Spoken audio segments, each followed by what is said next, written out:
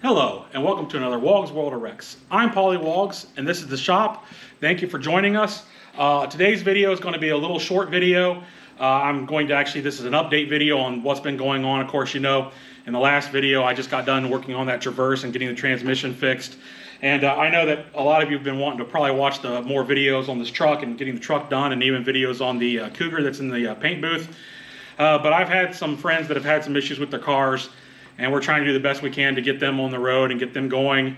That was one of the ones with the Traverse. So now that we've got the Traverse done, there's another car I've got to do as well. We'll get to that here in just a second, but obviously the truck is coming along really well. I finally did get all the front axles painted, all the differential parts for the rear end back here. We're going to go ahead and start eventually putting this back together, and maybe try to do some videos of this in the evenings while working on some of these other cars.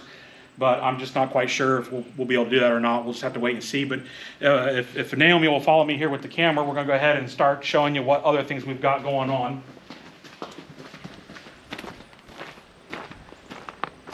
So the other vehicle that we've got out here is I've got this 2014 Nissan Altima. This, like I said, is another friend of mine, and this is another car with another transmission issue.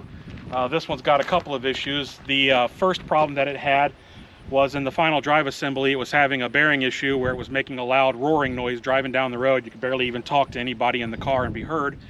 So that was the initial problem.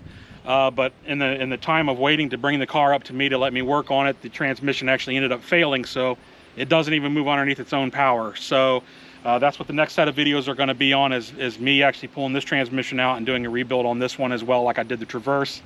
And then hopefully this won't take super long, maybe just hopefully no more than 3 or 4 weeks to get this one done, working in the evenings and on the weekends here or there to get this one going. So that's what we've got going on with this vehicle. But all that aside, I'm going to go ahead and show you a little bit about what we have coming up in the future on Woggs World of Wrecks. So if Naomi will continue to follow me here.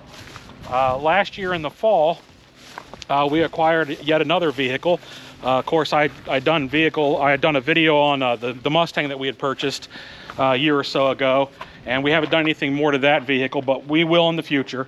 But what we ended up picking up last year in the fall was this 1967 Buick Riviera. It's got a big block in it, and this was also one of the family members' cars on Naomi's side of the family. So hopefully here in the next few months, before we get into our winter months, we plan on trying to do a video on this one, just trying to get it up and running, see if we can get the engine inside of it back to life, and see if we can get it started, see if we can get it going and get it running, like I said. And then of course the 66 Mustang back here, we still have plans to work on this one as well. Again, we're just trying to get the Cougar done first, the truck done first, and those will take a little while to get finished, but we've got these two in the lineup in the works. And then one that's going to be much further down the road. This is a little 1973 Triumph GT6, and Little Smalls has had her eye on this car. I had originally bought it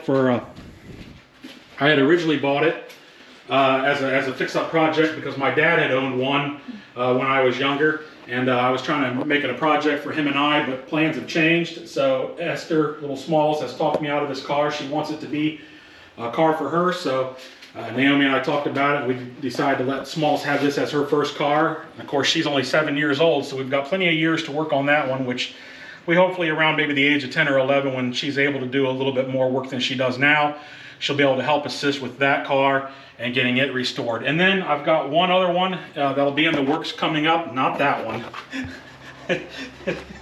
I've got another one coming up in the works. I've had this car for a while now. I've had it for, I think, about 3 years or so, maybe a little longer.